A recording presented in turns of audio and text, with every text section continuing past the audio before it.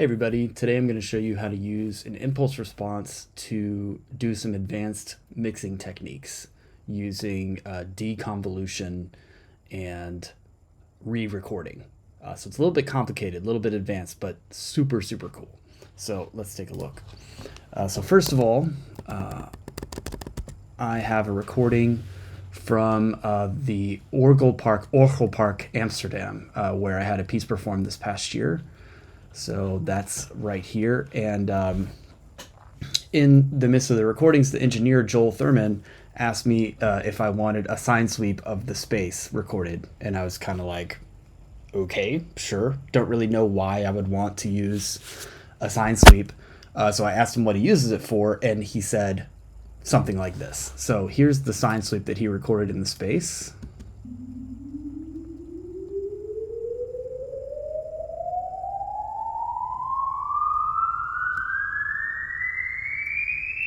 So he played back a sine tone sweep from the speakers, and then he recorded it into each of the 12 microphone signals that we had here. So, well, actually more. So we had stereo mics on the piano, percussion, and then mono on flute, clarinet, trumpet, pedal steel guitar, violin, cello, double bass. And then there were also a pair of room mics and a pair of mics on the organ because, you know, it's the Orgel Park. It's a bunch of organs. And so we got this. Now, the really important thing is that we have a recording of the sine tone sweep, particularly in the room mics.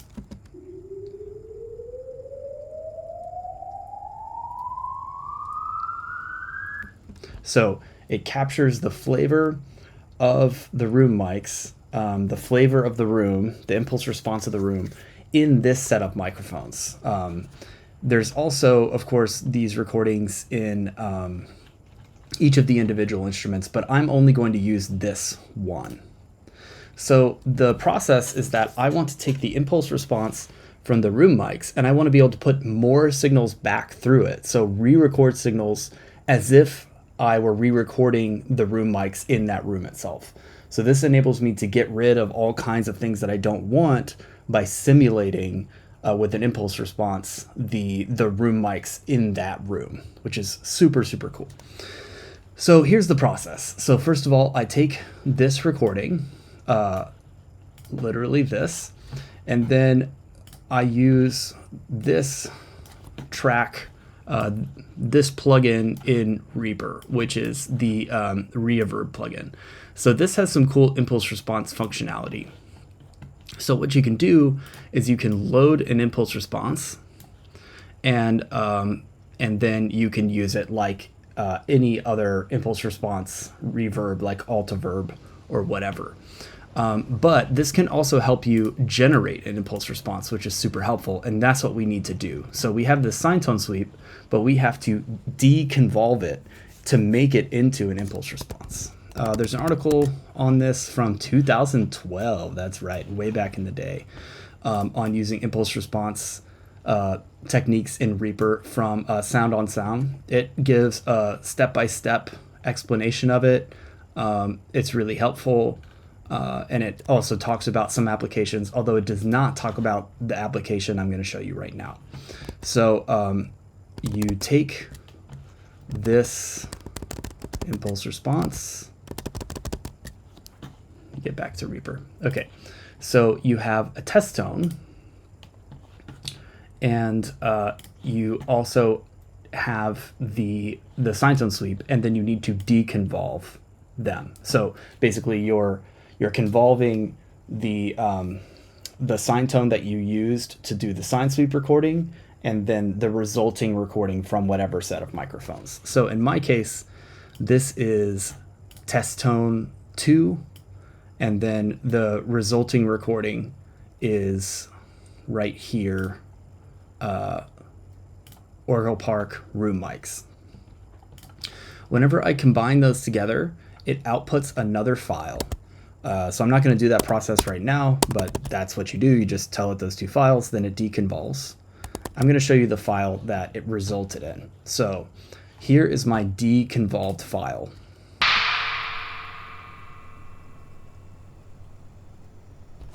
So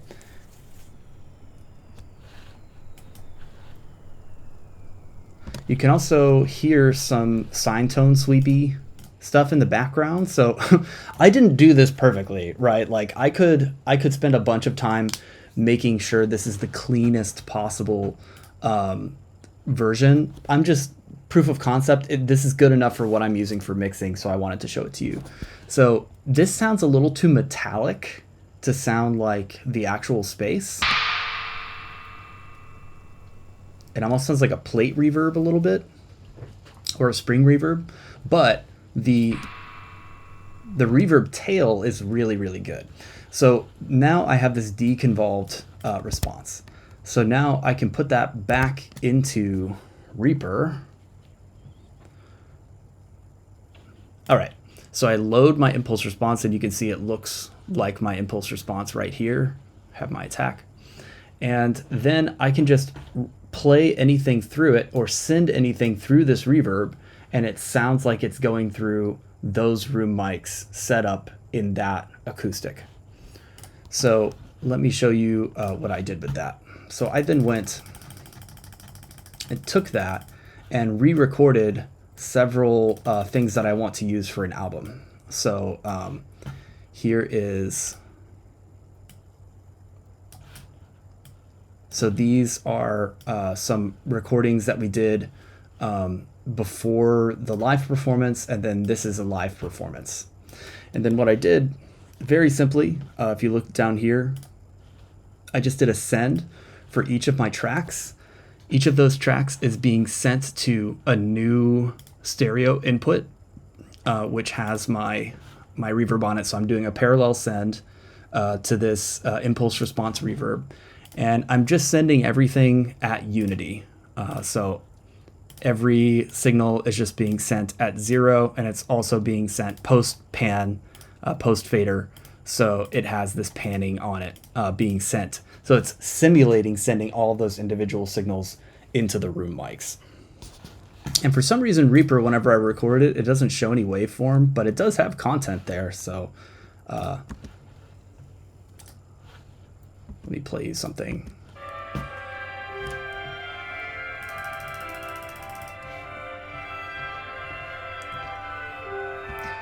So that's the sound. Here's the sound of the room mics and everything playing in the room and then recording into the room mics.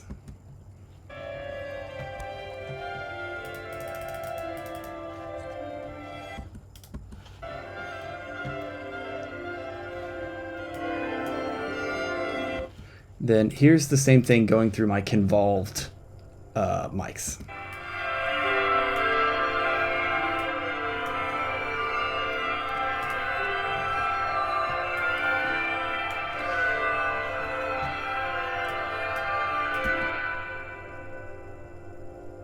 Then it has this long reverb tail. So that's what I could have cleaned up better.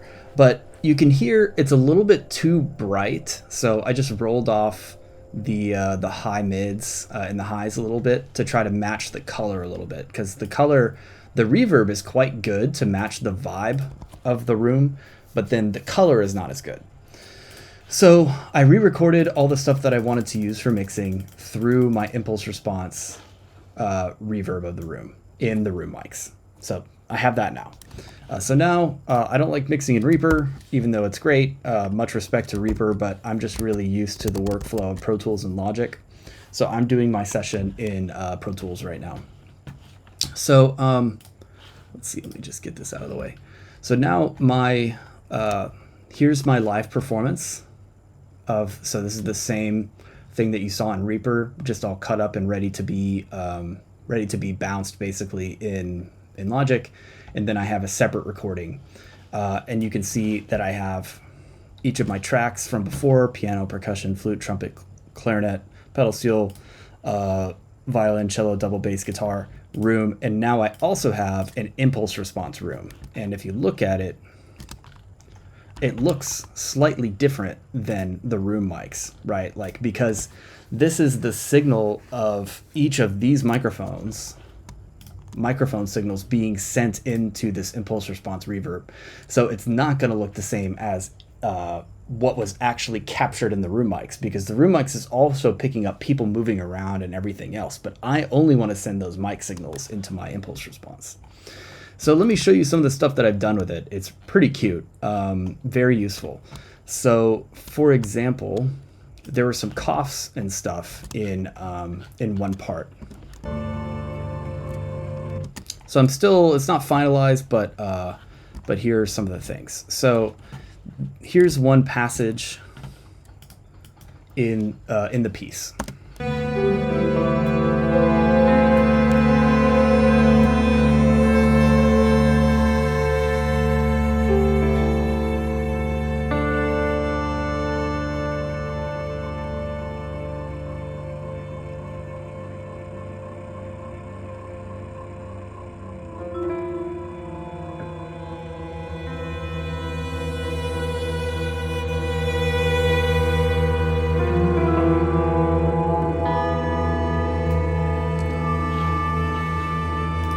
All right, so in the original, there was some junk in this particular part. So let's listen to the junk that's in the room mics really quick.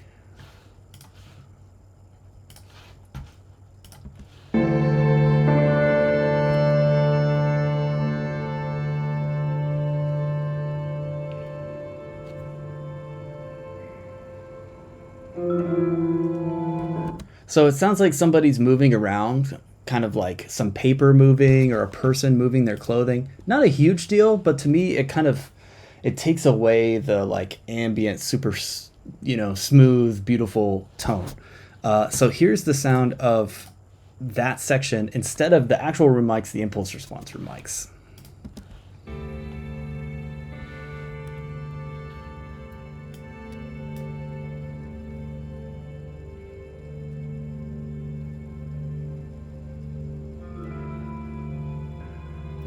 So there's none of that crackling stuff because it's not actually the sound that was recorded through the room mics that were close to the audience.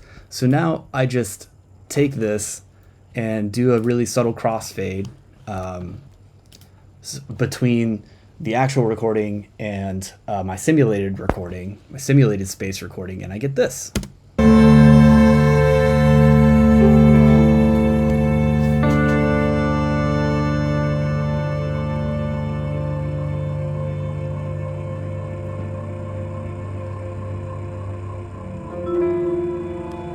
Gorgeous, clean. I don't hear the sound of a different space being added in through the reverb because it's that impulse response of the actual room. So this is super, super cool because now I don't have to go into a file like I used to have to do and actually scrub out. Like I can use RX8 or I can use noise treatment and be like, oh, I want this little thing right here to get taken out, this cough. It's not doing that. It's just going between the original recording with noise that I don't want, and then crossfading it with the new recording that's clean. It's not going to have the exact same color to it, but I can use some EQ and some other stuff to make it sound pretty close, closer than usual. So here's the EQ, pretty heavy cut in the mids to get it to sound like the same color. So let's listen to one other spot. Let's see here. Yeah, so here's another one. Oh yeah, the ending of this bit. So here's what it sounds like without the room, without the impulse response. And let me just play it for you. So in this part, all of the musicians are turning off their stand lights so that the light goes out of the space in the performance. But I don't really want all this clicking, so I want to get rid of this clicking. Let's listen to it.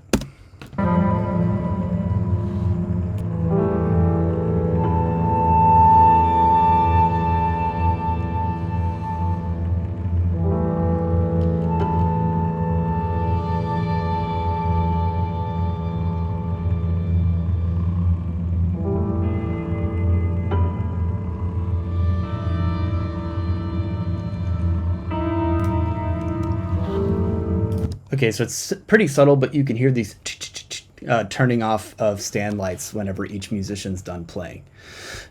So now let's listen to what I did.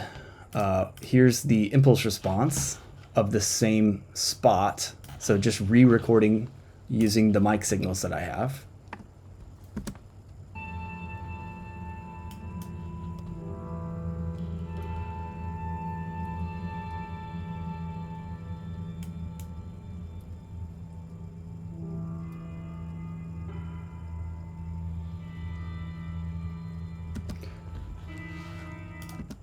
So pretty limited frequencies there, but you can hear the clicking stuff is just gone. Like it's there in one spot, but it's pretty much gone in all the rest of it because whenever I re-recorded it, as you can see, I just cut out the mic signals whenever somebody's finished recording before they do the little clicky bits in my re-recording. So here's the result of that use of the impulse response.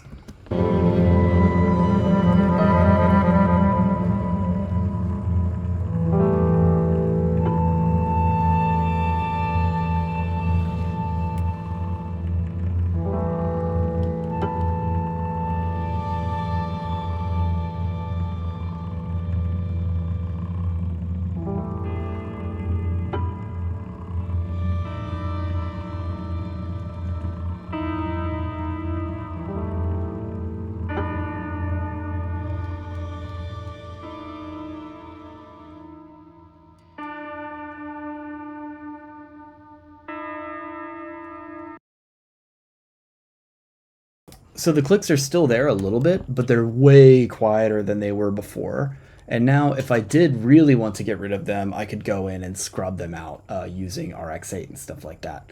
But this way, I have a very clean way of using another signal that sounds exactly like it was in the space. So I've heard this technique talked about or referred to a bunch of times on social media, people asking like, oh yeah, does anybody have a sine sweep of this hall or this space so that they can re-record mic signals into it and remix it. And I hadn't seen any material on YouTube or on any posts online about using impulse responses for deconvolution and re-recording in order to mix, but it's really cool. This is just my first time doing it, so as you can see, there's definitely room for improvement to clean it up a little bit more, make it match even more clearly, but I just wanted to show the techniques in case you were interested.